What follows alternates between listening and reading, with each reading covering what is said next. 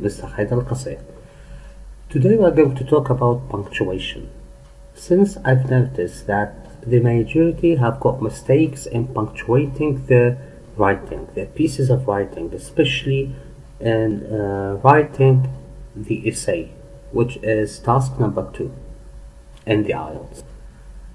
The most common punctuation marks in English are capital letters and full stops, question marks, commas, colons and semicolons, exclamation marks and quotation marks. In speaking, we use pauses and the pitch of the voice to make what we say clear. Punctuation plays a similar role in writing, making it easier to read. Punctuation consists of both rules and conventions. There are rules of punctuation that have to be followed, but there are also punctuation conventions that give writers greater choice. Punctuation. Capital letters, for example, capital B, capital D, and full stops. We use capital letters to mark the beginning of a sentence, and we use full stops to mark the end of a sentence. For example, we went to France last summer. If you notice that the W is capitalized, and also F of France, we will come to explain it. Then we have full stop of the end of a sentence. When we start another sentence, we also capitalize the first letter. We were really surprised that it was so easy to travel on the motorways. Let's take another example. The Football World Cup takes place every 4 years. The next World Cup will be held in South Africa. In 2006, it was held in Germany. If you notice that the countries are capitalized, I mean the first letter for each country or city should be capitalized. Also, when we talk about an event, Football World Cup, we capitalize each first letter of the words of the event. We also use capital letters at the beginning of proper nouns. Proper nouns include personal names, including titles before names, nationalities and languages, days of the week and months of the year, public holidays as well as geographical places. For example, Dr. D is capitalized, dot, David, James. It's a proper noun, a name of a person, David and James. Is the consultant of Leeds City Hospital. The name of a place should be capitalized. Leeds, the L of Leeds, C of city, H of hospital. We don't only capitalize the H. No, we capitalize the first letter for each single word, for each word in the name of a place, because the place could be consisted of 5 words or of 1 word. That depends. Another example. They are planning a long holiday in New Zealand. It's the name of a place, of a country. Names of countries, cities and streets are capitalized. Can she speak Japanese? Okay, Japanese is also capitalized. If you notice, I mean the first letter of it. Why? Because it's a name of a language, also a name of a nationality. The next meeting of the group will take place on Thursday. Days are capitalized. What plans do you have for Chinese New Year? Chinese New Year is an event. 3 words, an event, also should be capitalized. We use capital letters for the titles of books, magazines and newspapers, plays and music. Oliver is a musical based on the novel Oliver Twist by Charles Dickens. Oliver Twist is a name of a book. The Straits Times is a daily English language newspaper in Singapore. So the S and the T are Straits Times, and also the S of Singapore since it's the name of a country. They are performing Beethoven's Sixth Symphony. Why? Because it's a title.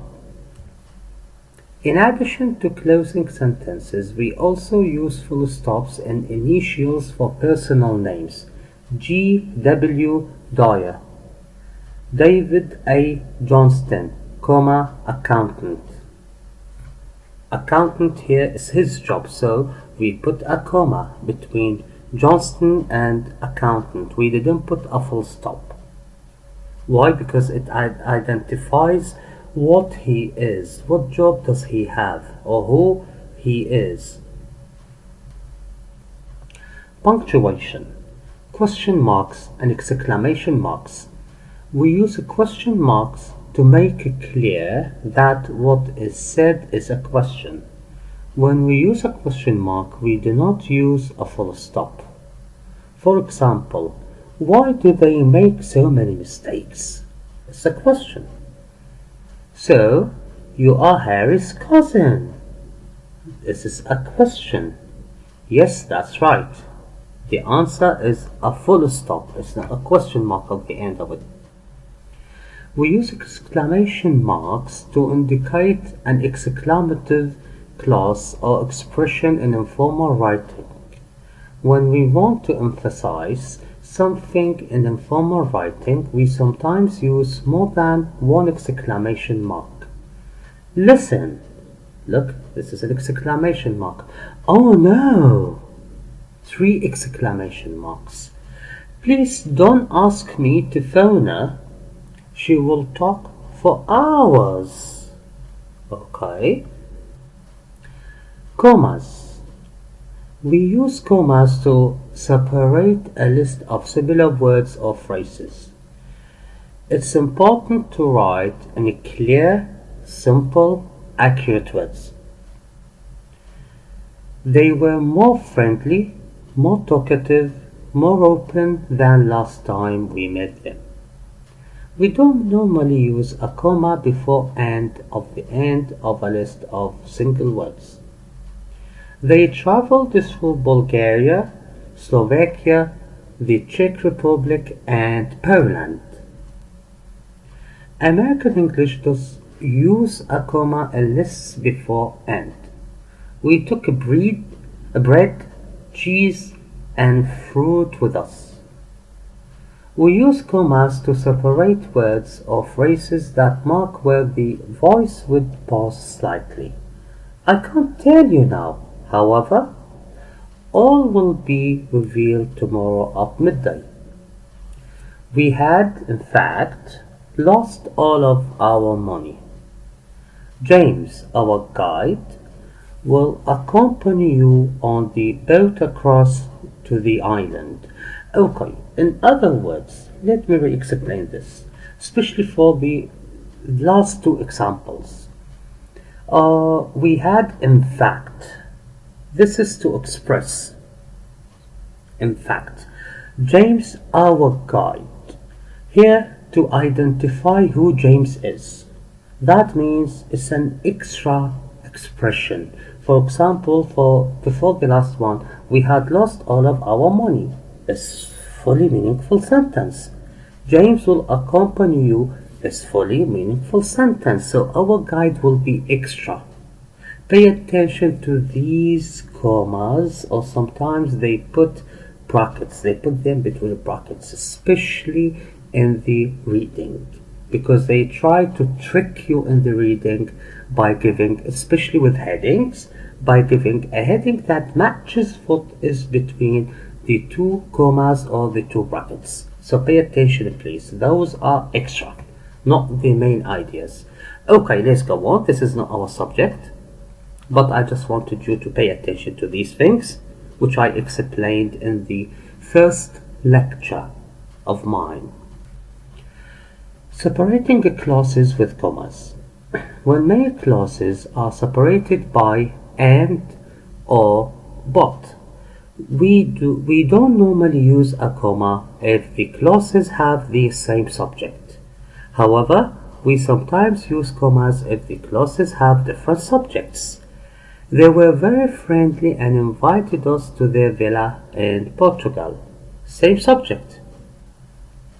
Footballers these days earn more money, but they are fitter and play many more matches. The same subject.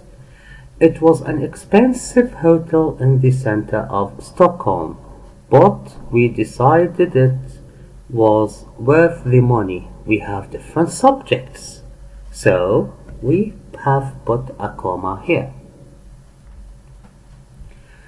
When a subordinate clause comes before the main clause, we commonly use a comma to separate the clauses. However, we do not always do this in short sentences. If you get lost in the city center, please don't hesitate to text us or phone us. Look at the difference. If you get lost, just phone us. Okay, we don't put a comma in the second one. Why? Because it's regarded as one sentence, while the first one is an embedded one. When we use subordinate or non-finite comment clauses to give further details or more information, we commonly use commas to separate the clauses. You do need to wear a darker jacket, if I may say so. To be honest, I thought they were very rude. Punctuation, colons, and semicolons. What is a colon? A colon is the two dots, one over the other one. A semicolon is a comma and a dot over. We use colons to introduce lists. There are three main reasons for the success of the government: economic, social, and political. We also use colons to indicate a subtitle or to indicate a subdivision of a topic. Life is a province, a personal view. We often use colons to introduce direct speech. Then he said, I really cannot help you in any way. This is an extra one you wouldn't need, especially the. We commonly use a colon between sentences when the second sentence explains or justifies the first sentence. Try to keep your flat clean and tidy. It will sell more easily. We use semicolons instead of full stops to separate two main clauses. In such cases, the clauses are related in meaning but are separated grammatically. Spanish is spoken throughout South America. In Brazil, the main language is Portuguese. Semicolons are not commonly used in contemporary English. Full stops and commas are more common. We don't usually punctuate weights and measures and references to numbers. 4 kg, 4 kilograms, 10 m, 10 meters, 5 m, dollars, $5 million. Pay attention to these please, because you might need them in the first task of the academic writing please. It's really important. Commas are used in numbers to indicate units of thousands and millions. 7, comma we have 980, 7,980. 11, comma 487, comma 562, which means 11,487,562. We use full stops, not commas, to indicate decimal points. 6.5, not 6,5. Be careful. We can punctuate times with full stops or colons. The shop opens at 9, full stop, 30. Or 9, 2 dots, which we call also here colons, 30. 9, the first one, which is full stop, 9 full stop 30, this is British. Please use it if you want, if you needed to use it in writing. Use the British style, please, because it makes difference. Okay, we come to the end of our lecture for today for punctuation. Thanks for watching. If you liked it, just to press the button of subscribe. If you have any questions or just ask them in the comments. If you have any criticism, please just write it in the comments too. That was Mr. Haidar ALcasseer with you. Thank you.